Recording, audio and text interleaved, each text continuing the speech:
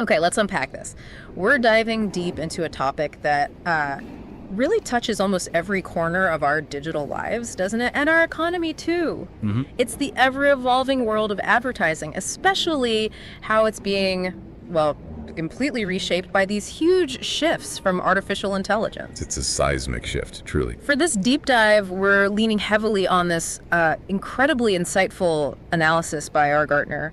It's titled The New Advertising Landscape in the AI Era. Yeah, it's a great piece. And it really gets into not just what's happening, but the why behind it, why it's changing everything so fundamentally. Indeed. And what's really fascinating right from the start is how R. Gartner frames the whole situation. He calls it a digital abundance paradox. Right. Think about it. Go back, say, a century, even less. Advertisers had, a pretty limited set of channels, but they were clear. Radio, TV. Exactly. Radio, TV, newspapers, magazines. Powerful stuff. Influential.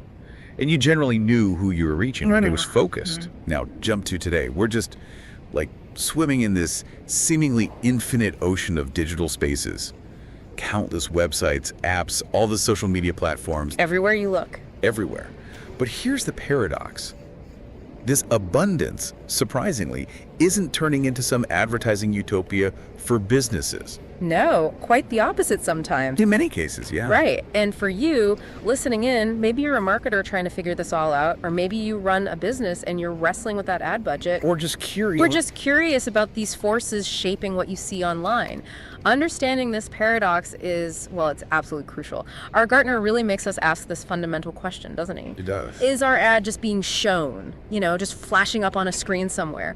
Or is it actually doing something? Is it achieving real objectives? Tangible outcomes. Yeah, like direct sales or building the brand in a meaningful way or creating that subtle long-term memory, the kind that leads to recognition down the line. It's a huge difference. It really is. It can be the difference between, thriving or just barely keeping your head above water in this new landscape. Precisely. And that's really our mission today, isn't it? We want to explore R. Gartner's analysis, really break down these profound shifts he identifies. Step by step. We'll start with this digital abundance paradox, then dive into what he calls the AI tsunami, which is just dramatically changing user behavior. Okay. Then look at the forced innovations from the big platforms, how they're scrambling to adapt.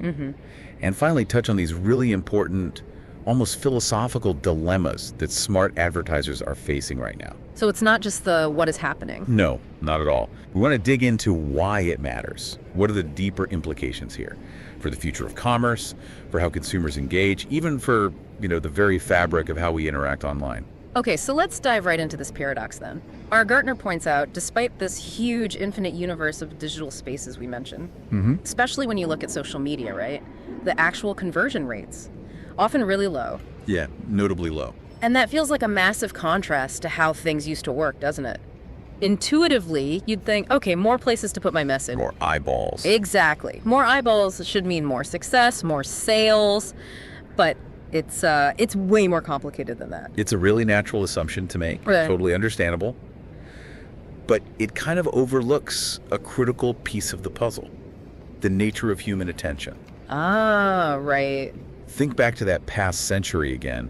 An advertiser puts an ad in a major newspaper, or maybe during primetime TV, or on a popular radio show. Limited options, but effective. Limited, yes, but often highly effective options. The audience was, well, relatively captive, wouldn't you say? You were kind of stuck watching the commercials sometimes? Right. Or maybe the whole family was watching together, reading a newspaper or a magazine, too, that involved a certain level of, focused attention. The channels were fewer, sure, but they were deeply woven into daily life. Advertising felt maybe more direct, more impactful, less easy to just swipe away. So it wasn't just about the sheer number of people seeing it. Right, It was yeah. about the quality of that attention they were giving it. Exactly. That's the key. Today, digital spaces, unparalleled reach, you can, theoretically, put an ad in front of billions. Sounds amazing on paper. But the sheer volume of everything else, all the content, the competition for even a split second of attention, Right. it can be incredibly deceptive. Right. Our digital lives are just constant stimulation, aren't they? Endless scrolling, trying to do 5 things at once. Totally. So that infinite universe means, yeah, your ad might get seen flashed on a screen, but often it's just glimpsed for a fraction of a second, lost in this like torrent of other stuff Notifications, messages, cat videos. The cat videos always win. They often do. Yeah. So our Gartner really emphasizes this. Simply being present online isn't enough anymore. The real measure has fundamentally shifted. To what then? To whether that ad actually converts into tangible outcomes. Yeah. Is it driving direct sales? Is it building real, solid brand awareness that actually sticks in someone's mind? Or creating that memory. Or creating that subtle auditory or visual memory? Yeah. The kind that fosters long-term recognition, trust, maybe leads to a purchase later on. It's just not about visibility anymore. It's about measurable, meaningful effectiveness in what's become a highly fragmented attention economy. That is such a crucial distinction. For you listening, it means trying to see the difference between just seeing an ad flash by and actually being influenced by it or engaged by it. It really highlights why so many businesses today are struggling to see a genuine return on investment, ROI, from their digital ad spend. Absolutely. Especially if they're just sort of throwing money at generic social media campaigns without a really clear, sophisticated strategy for how that turns into something real. Or lasting. Yeah. The focus has to shift, doesn't it? From just passive exposure to active engagement and actual measurable outcomes. It does. And the cognitive load on people today is just immense. Advertisers have to cut through all that noise with something truly compelling, something that actually resonates. It's a huge challenge. It is. Because digital ads often exist when the user is already overloaded. Think about scrolling through a feed your brain is constantly processing, making lightning-fast decisions. So look at this. Ignore that. Right. Swipe, swipe, swipe. Exactly. In that environment, a generic ad. Yeah. Easily dismissed. Yeah. So the objective has to be super clear. Is it direct sales? Fine. Is it building that deep brand identity? Okay. Or is it creating that lasting memory? These are much harder things to achieve when attention is so fleeting and the default is just ignore. Okay, so if low conversion rates weren't already a big enough headache, Right. R. Gartner introduces this term. He calls it the AI tsunami, which, wow, that's evocative. It is. And he says this tsunami has completely revolutionized how users search for information. And he backs this up with some pretty compelling numbers, doesn't he? He does. And this is where the impact becomes really, really stark. It's fundamentally changing how people get information, which in turn completely changes the advertising game within that ecosystem. So what's the data? Our Gartner cites recent data. Get this. A staggering 58.5% of Google searches in the United States now result in 0 clicks to external websites. Wait, say that again, over half? 58.5%. Over half of all searches are basically satisfied without the user ever leaving the Google results page. Wow. They get what they need right there, maybe in a quick answer box or a summary generated by AI. So people are finding what they need without actually clicking through to the original website. They just get the answer straight from Google, or I guess other AI platforms now too. Precisely. It's often instant. No need to dig deeper. And it gets even more dramatic if you look at specific types of searches. Like what? Like news searches. Yeah. The number of news searches with 0 clicks jumped from 56% in May 2024, Okay, already high. already high, to an astonishing 69% just 1 year later in May 2025. 69%. So nearly 7 out of 10 times someone searches for news, they don't click on an actual news article. That's what the data suggests. They get the gist, maybe from an AI summary, and that's enough. Our Gartner attributes this directly to the just exponential growth and widespread adoption of language models. Things like ChatGPT, Google's AI. Exactly. These advanced AIs, they don't just give you links anymore. They can read, understand, synthesize information from all over the internet and give you a direct, concise answer right there in the chat or the search results. Which removes the need to click through. It effectively removes the need for many users. And the adoption rates are huge. Over 55% of Americans are now using tools like ChatGPT. That's massive in a really short time. And traffic to AI platforms. Surged. Something like 15-fold since January 2024. Incredible growth. So the implication here is, it's profound. If AI tools are giving direct answers right there, then all those traditional advertising spaces, the banner ads, the sponsored posts that lived on the blogs, the content sites, the news articles. They lose their fundamental purpose. Right. Why would you click through to read a whole article if an AI summary gives you the key points instantly? Exactly. The very online real estate that advertisers relied on for decades, it just becomes obsolete because the user never even arrives there. It's not just a shift, it's like a complete bypass of the old system. It fundamentally alters the value chain. And this must have a devastating effect on content creators, right? I mean, the bloggers, the journalists, the niche experts, the people who actually created the content those ads supported, and maybe even trained the AI in the first place. It absolutely does. And our Gartner really highlights this as one of the most immediate and frankly painful consequences. He talks about bloggers, article writers, people, businesses who invested years, maybe decades, building audiences, building trust. Monetizing through ads on their site. Right, monetizing through advertising placements. Their revenue was tied to page views, to clicks. Now, our Gartner says they're being completely shut out of both traffic and the advertising business. Wow. Those revenue streams just evaporated for many as users bypass their sites. He talks about seeing a mass migration of these creators. You're aware. To platforms like YouTube, starting channels, pivoting to video, desperately trying to recover that lost income. So it's not just a strategic shift, it's a forced displacement, he calls it, a survival strategy.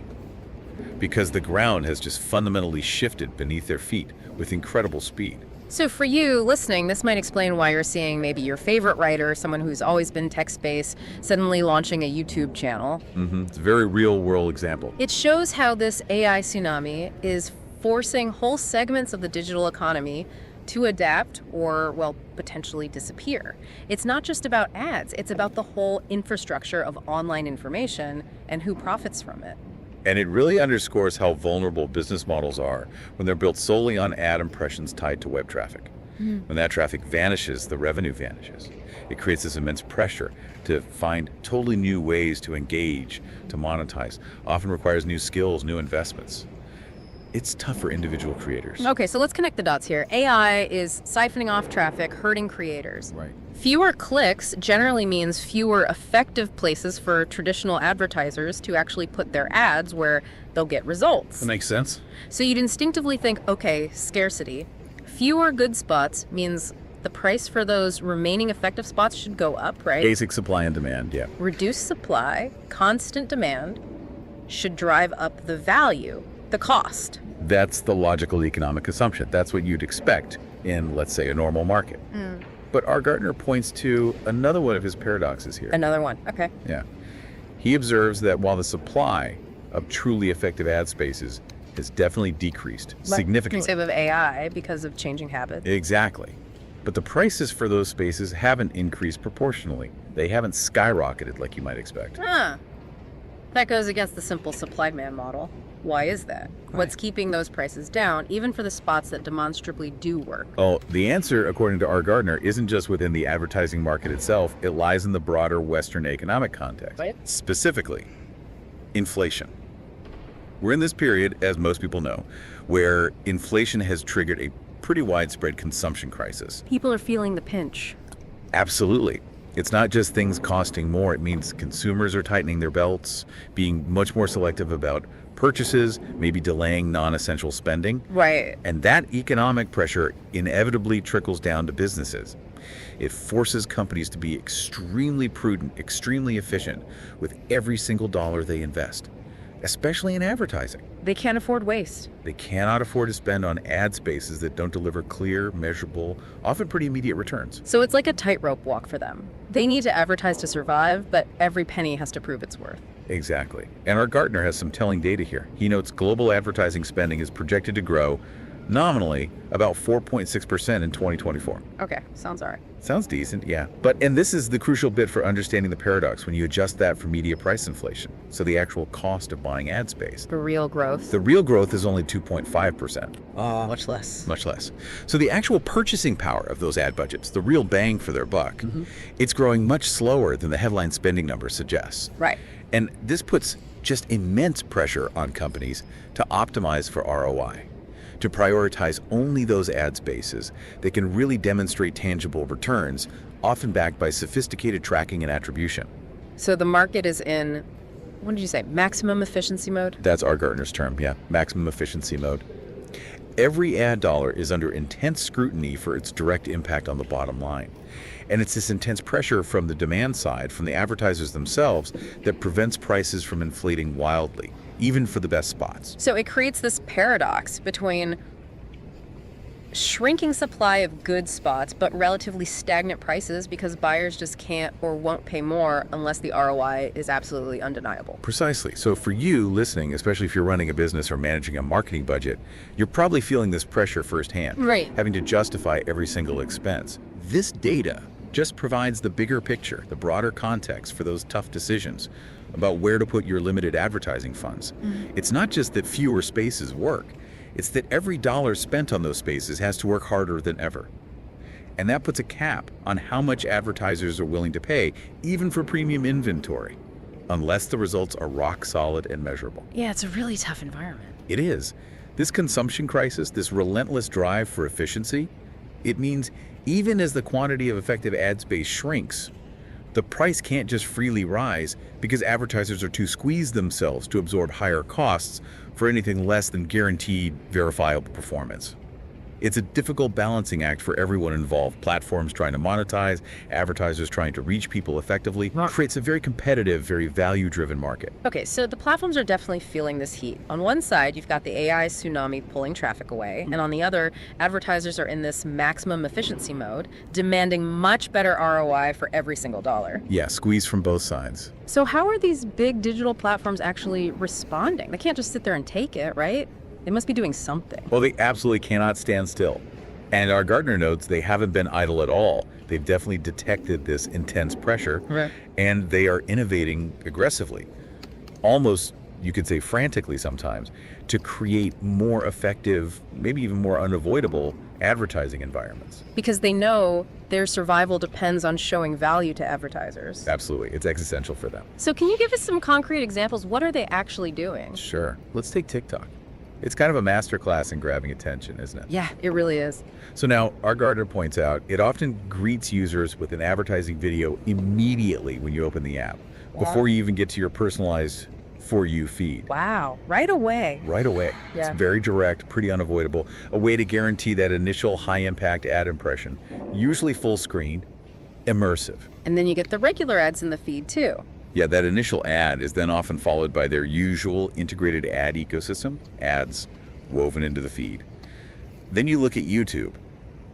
Not to be outdone, right? Yeah, for. They've launched these really prominent advertising banners, positioned right at the very top of the feed, often featuring live video content. I think I've seen those. Yeah, they're designed to capture attention almost inevitably. They're using that prime screen real estate, putting dynamic, engaging content right there where it's super hard to ignore. And we're seeing other things too, like platforms experimenting with shoppable content directly in video ads, or maybe interactive polls and quizzes that subtly weave in brand messages, trying to make it more engaging, less passive. It definitely seems like a lot of these big innovations are leaning really heavily into video and maybe other dynamic formats too. Is that just a coincidence? Or is there a deeper strategic reason for this big push towards moving images and sound? Oh, not a coincidence at all. Our Gartner argues this migration towards video, and I'd add audio too, is a very calculated strategic move. It's based on the inherent, really undeniable advantages that audiovisual content has in capturing and holding our attention. Compared to just text or static images. Exactly. Plain text ads, look, they still have their place for certain things, certain information, but they just cannot match the unique capabilities of video. Video combines image, sound, movement, narrative. Yeah. It creates this cohesive, immersive experience. Right. And that generates significantly greater brand recall, more emotional engagement. It lets you tell a more complex story. It captures more of our senses at once, conveys a message with much greater impact, more nuance than just static stuff. Especially in a world where everyone's attention span is shrinking. Precisely. In a world of fleeting attention spans and just information overload, video often breaks through that clutter more effectively. It creates a more lasting impressions, a richer sensory experience that can kind of bypass some of the cognitive filters that plain text ads often hit. And this brings us, it brings us right here, doesn't it, to what we're doing now. Our Gartner specifically calls out audio advertising spaces. He says they've shown surprising and really sustained effectiveness, which helps explain the incredible growth of podcasts like this one. Yes. And why, maybe you've noticed you might be hearing more ads in your favorite shows lately. It's not random, there's a reason for it. Yes, he does call them out, and it's a really critical insight. It explains a lot about the current media landscape. He identifies podcasts as a premium advertising alternative. Premium. Why premium? Well, for several good reasons that go beyond just listener numbers. First, he says, they offer captive audiences. How so? Listeners aren't just passively scrolling by, they're actively choosing to tune in, often for quite long stretches, right? And frequently they're doing other things while listening, commuting, exercising, chores activities where their ears are free and they can give focused attention. It's not like background TV noise. Right, it's more intentional listening. Yeah, much more intentional. Second, he talks about the high fidelity of engagement. Listeners often feel this really personal, almost intimate connection with the hosts. Yeah, you feel like you know them. Exactly. Which leads to this unique ability to generate trust through the host's voice. Yeah. Advertisers have really cottoned onto this.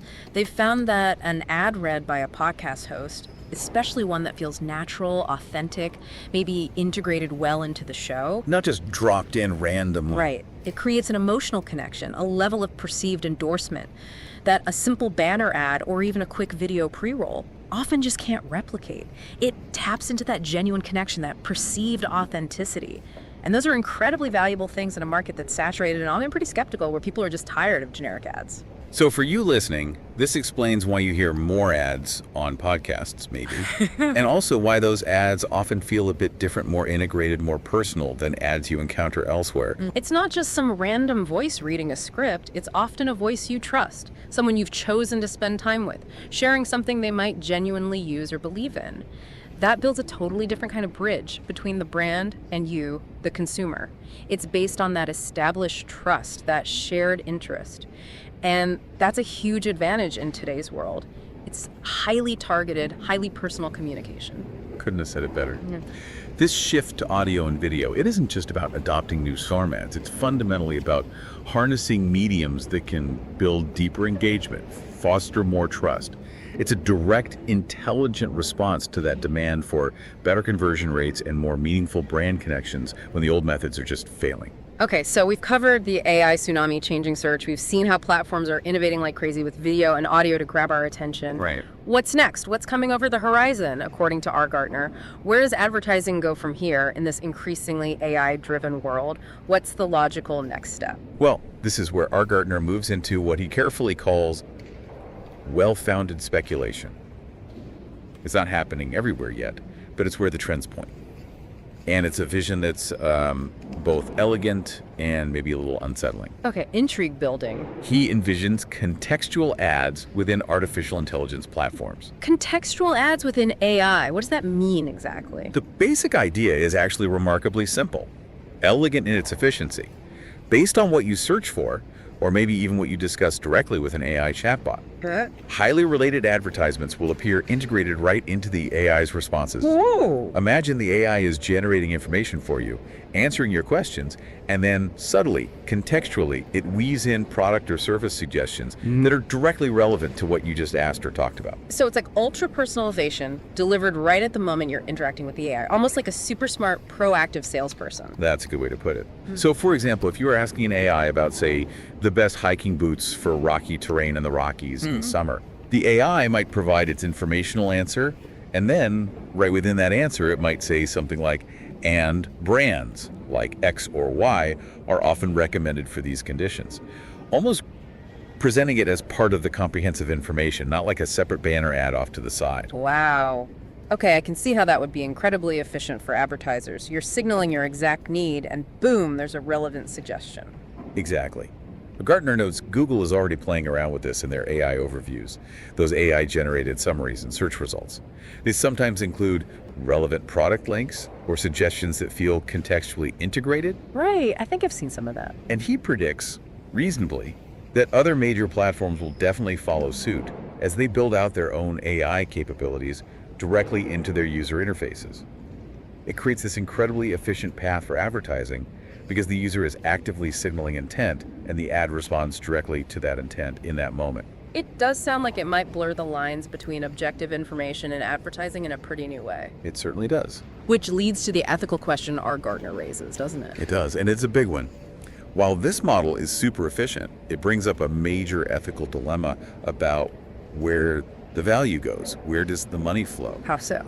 Historically, think about it, content creators, bloggers, news sites, video makers, they shared in the ad benefits when ads appeared on their content. Sure, that was the deal. There was a value exchange. They created the stuff that attracted the audience, and they got a cut of the ad revenue generated alongside that stuff. But in this new model, where the ads are seamlessly integrated into AI responses, which themselves are synthesized from vast amounts of information. Including maybe information from those same creators. Potentially, yes. Our Gartner points out that in this scenario, 100% of profits would remain with AI platform owners. Oof, 100%. That's his point. This fundamentally shifts the distribution of value. The content creators whose work might have trained the AI or provided the raw information the AI synthesizes, they're completely cut out of the monetization loop for these direct AI-generated ads. That is a critical point, especially for anyone concerned about the digital economy, about fair compensation for the people actually creating things. If the AI gives me the answer and the ad, and the original creator whose work made that possible gets zero from that ad, that's a massive shift in power and economics. It really is. It completely redefines who profits from information and attention online. It's a profound structural change. Yeah. And it forces us to ask, who benefits when AI becomes the main gatekeeper, the main interpreter of information? Will the foundational contributions of human creators, the very insights, the creativity, the intellectual property that makes these AI systems so powerful, will that be adequately recognized? Compensated. It's a really complex economic and ethical challenge. Yeah. And it's going to shape regulations, business models, everything going forward. Yeah. Hashtag tag, the smart advertiser's dilemma and alternative strategies. Okay, so we've talked platforms, we've talked AI, ethical dilemmas. But our Gartner also turns the focus back onto the advertisers themselves, doesn't he? He presents this thing called the smart advertiser's dilemma, and he asks this really provocative question. Is a forced viewing ad actually effective? Which really challenges the old way of just blasting messages out there. It absolutely does. And it marks this really pivotal philosophical shift that advertisers just have to grapple with now. Our Gartner basically challenges companies. Think about it. Is broadcasting an ad where the audience feels forced to watch it? Like those unskippable pre-roll ads or aggressive pop-ups. Exactly. Is that truly smart if your goal is to build positive brand recall? Positive association. Sure, those ads might guarantee you an impression of you in the metrics. Ticks a box. Ticks a box. But does it guarantee a good feeling about your brand? Or does it more often just generate frustration, annoyance, a negative association that lingers? Yeah, I can think of ads that definitely do the latter for me. Right. And our Gartner identifies two kinds of companies that often fall into this trap. Two problematic approaches. First, there are those who just spend ad money without a really clear strategy. Yeah. Just because they feel, you have to be present online. Spray and pray. Kind of. Without really knowing if that presence is effective or maybe if it's actually harming their brand perception. And then second, there are those who maybe out of fear or uncertainty in this really volatile landscape just drastically cut back their advertising investment. And they disappear. And they risk losing crucial brand presence, losing market share, losing mind share, just when competition is getting tougher. Yeah, you might recognize brands that fit those descriptions, right? Either they're annoyingly everywhere with ads that just feel intrusive, or they're just completely absent when you're actually looking for something in their category. Gartner seems to be pushing for something much more thoughtful, more nuanced, beyond just occupying space or pulling back completely. Exactly. It's about strategic intent. It's about understanding the true impact of your advertising on the consumer's actual feelings, their psyche. So the dilemma forces advertisers to look beyond just the numbers, how many views, and ask, What kind of impression did we actually make? Was it positive, memorable? Did it build trust? Or did it just annoy people and create resentment? The smart advertiser, in our Gartner's view, gets that a forced view often comes at the direct cost of genuine goodwill. Okay, so if those are the pitfalls and the old interruptive methods are losing steam, what are the smart companies doing? What are these alternative strategies and new marketing philosophies our Gartner mentions? How do they navigate this better? Right. Our Gartner outlines what he sees as a crucial philosophical split, a division that's really defining the future of advertising strategy, guiding how companies approach their markets. Okay, what's the split? On one hand, there's what he calls the traditional intelligent micro-targeting iPhone-style model. Okay, iPhone style, meaning? Meaning it focuses on reaching a smaller, highly relevant, often quite affluent audience. It's about premium products, services for select consumers, precision, exclusivity. Think how Apple targets its market high-value, discerning customers. Right. This model works great for luxury goods, high-end services, very specialized B2B products maybe. It creates these reserved, specialized ad spaces where that target consumer is willing to engage, maybe even pay premium indirectly. The ads reinforce status, quality. But that's not for everyone. Exactly. With the economic crisis, that consumption squeeze we talked about, our Gartner argues this strategy is really only viable for a select few, limited to those luxury segments where the profit margins can justify that kind of super specialized, often expensive targeting. Okay, so that's one side. Niche, high-end, micro-targeting. What's the other side of this philosophical divide? For the broader market, for companies needing to sell at scale. The other side is what our Gartner provocatively labels the Chinese system. The Chinese system, what does he mean by that? The core philosophy here is earn very little per unit, but sell absolutely massive volumes. It's all about hyper-efficiency, unparalleled scale, reaching a very broad market, often with very competitive pricing. Okay, volume over margin. In essence, yeah. And this approach, he argues, is radically transforming traditional advertising logic because it prioritizes relentless efficiency above everything else. The future, he contends, points towards this revolutionary advertising efficiency, which he sums up in this really bold, almost jarring statement. Which is? Don't see ads for things you can't afford, and vice versa. Whoa. Okay. Don't see ads for things you can't afford. And don't show ads to people who can afford something much better. Kind of, yeah. It's a profound shift. It implies that platforms must evolve to offer incredibly specific, highly segmented spaces for every product, every service. The goal is maximum efficiency in ad spend, matching ads almost perfectly to a consumer's likely affordability and genuine need, not just some vague demographic interest. That is a very bold statement. Only show ads for things you can afford. How could that even work in practice? And what's the rationale? It sounds incredibly complex, maybe even intrusive. Well, our Gartner's logic here is purely economic, almost relentless. It's driven by the need to eliminate waste. His argument is showing you an ad for, say, a $100,000 luxury car. Which I definitely cannot afford. Right. If you demonstrably cannot afford it based on available data, showing you that ad only does two things. It generates frustration or maybe unrealistic aspiration for you, the consumer. And more importantly, from the advertiser's view, it utterly wastes their money. It's completely inefficient for everyone involved. Okay, I see the waste argument. And he points out that smart platforms are already implementing ultra-specific selection tools to move in this direction.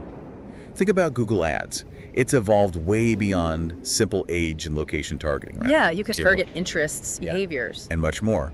Our Gartner highlights you can choose the specific operating system someone uses, the exact YouTube channel they watch, even the individual video where your ad will run, based on its specific content. That's getting very granular. Extremely. And this evolution towards hypersegmentation means, theoretically, future ad platforms could become so precise, they might analyze a user's likely financial profile, maybe based on aggregated purchase data, inferred income brackets from location or job type, maybe even browsing behavior. That's the potentially intrusive part. It raises questions, for sure. But the idea is they could show those aspirational product ads, the fancy car, the luxury watch, only to users whose data profile suggests they could realistically afford them, maybe in the near future. While the vast majority of users, they'd be shown products squarely within their current likely purchasing power range. So every ad dollar has the highest possible chance of hitting someone who can actually act on it. That's the goal. Right. Maximum efficiency. Eliminate waste. It's fascinating. Yeah. And maybe a bit unsettling, but for you listening, just imagine how much more relevant and maybe less annoying your ad experience could become if this level of precision was really achieved. No more being taunted by ads for yachts if you're, shopping for a kayak. Right. Instead, you might get genuinely useful, relevant ads for things you can buy, or maybe things you could realistically aspire to soon. It shifts the whole dynamic from just mass appeal to hyper-personal utility. Exactly. It's about eliminating waste, maximizing positive engagement, making every single ad impression count for the advertiser, yes, but potentially also making the experience better for the consumer too. It's a purely pragmatic approach, prioritizing conversion and efficiency above all. Okay, so beyond this hyper-segmentation and the don't show what you can't afford idea, are there other, maybe broader strategies that smart companies are using now? What are the practical things they're doing to adapt? Yes, definitely.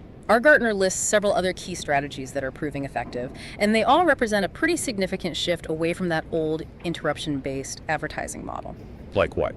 Okay, first there's native content marketing. Yeah. This is all about creating real value for your audience before you even try to sell them something. Building trust first. Exactly. Building trust, providing utility, offering useful information, entertainment solutions that people actually seek out.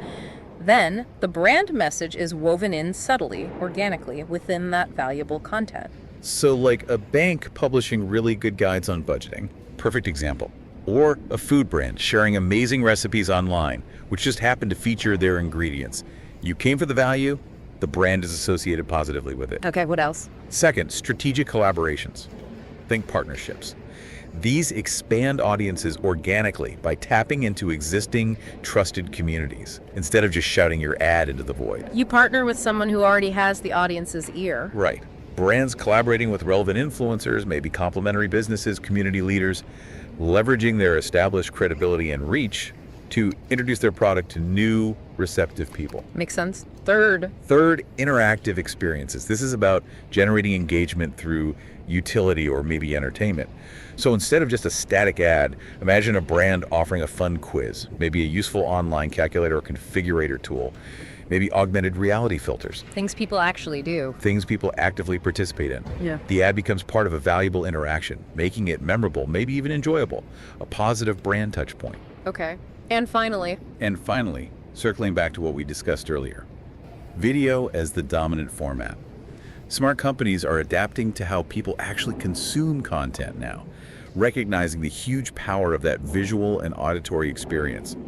They're investing heavily in high-quality video because that's where attention is, and that's where storytelling can be incredibly impactful. right, these all sound like, well, like the types of advertising that often don't even feel like advertising. Exactly, which Gartner argues is kind of the ultimate goal now. It's a huge shift from interruption to integration, from shouting at people to having a meaningful conversation almost. Precisely. And that, for you, the consumer, is generally a much more pleasant, more valuable experience. It feels like the brand is trying to be part of your journey, not just an obstacle you have to get past. Yeah, making the brand part of the solution or the entertainment, not just the noise. That's the approach that builds genuine goodwill, fosters deeper connections, and ultimately drives more sustainable, loyal customer relationships. Especially now, when blunt, intrusive advertising is just rapidly losing its power. So, after this whole journey through the paradoxes, the AI tsunami, the innovations, the dilemmas, Gartner brings us right to what he calls the crucial question, which is, where is that sweet spot? That perfect balance between an audience being willing to actually give their attention and where an advertiser strategically places their message. It sounds like finding this elusive, perfect point in a really chaotic world. It really is the culmination of his whole analysis, isn't it? It's like the guiding light for where advertising needs to go. Yeah. And Gartner's realistic. He acknowledges there isn't one single magic formula, no unique answer that fits every single situation. Right, it's complex. It's complex. Yeah. But he does establish some really clear, actionable principles that help define this sweet spot. Okay, what are they? First, he emphasizes that relevance trumps frequency, meaning one single, well-placed, truly meaningful ad that speaks directly to someone's need or interest. That's far better, far more impactful than just bombarding them with lots of irrelevant or repetitive ads. Quality over quantity. Exactly. Then second, utility generates more memory than insistence. Ads that provide real value, offer a solution, entertain, educate. They're remembered more fondly, more effectively than ads that just interrupt or aggressively demand your attention. Makes sense. People remember things that help them or entertain them. Right. Third, and this is critical, the right moment is worth more than the most expensive space. This really pushes for context over just raw cost. It's about understanding when and where your message will resonate most powerfully, not just buying the biggest billboard or the most prominent banner.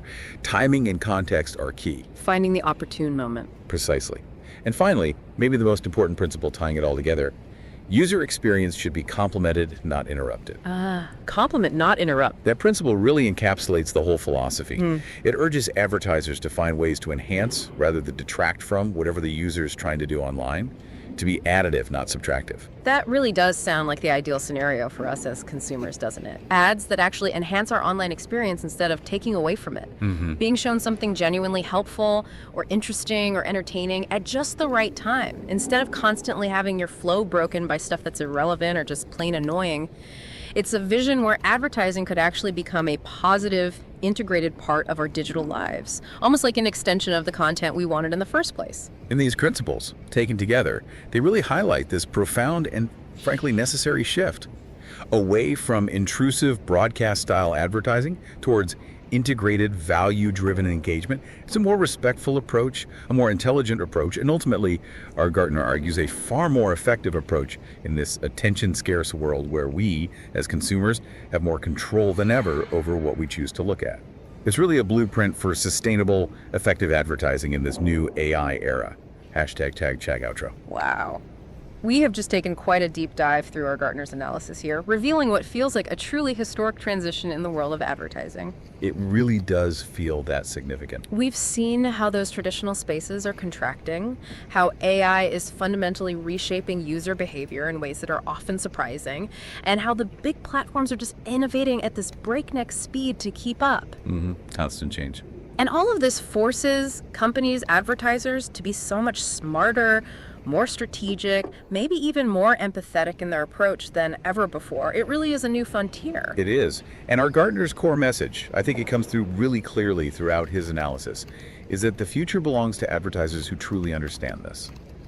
In the AI era, the most effective advertising is the advertising that feels less like advertising. Right. More like a natural, valuable extension of the user's own experience. It's not just about where you place the ad anymore. It's about how you create genuine value for the audience while still building your brand sustainably, memorably, in a landscape that really prizes relevance and respect for people's time and attention. Our Gartner concludes, doesn't he, that this isn't just about technology changing, it's really a philosophical revolution too. Redefining that whole relationship between brands and us, the consumers. It's fundamental. So for you, listening, here's maybe something to chew on as you navigate your own digital world. If this future of advertising really is about seamless integration, about perceived value, what does that mean for our ability to even recognize what an ad is anymore? That's a fascinating question. And how will that challenge us? Or maybe how will it empower us in our choices as consumers, living in a world where commerce is just so deeply woven into our information streams, often in ways we might not even consciously realize? That is a profound question to end on. It really invites all of us to think much more critically about this evolving dance between information, commerce, and our own attention in this rapidly changing AI-driven world, and how we ultimately choose to engage with it all.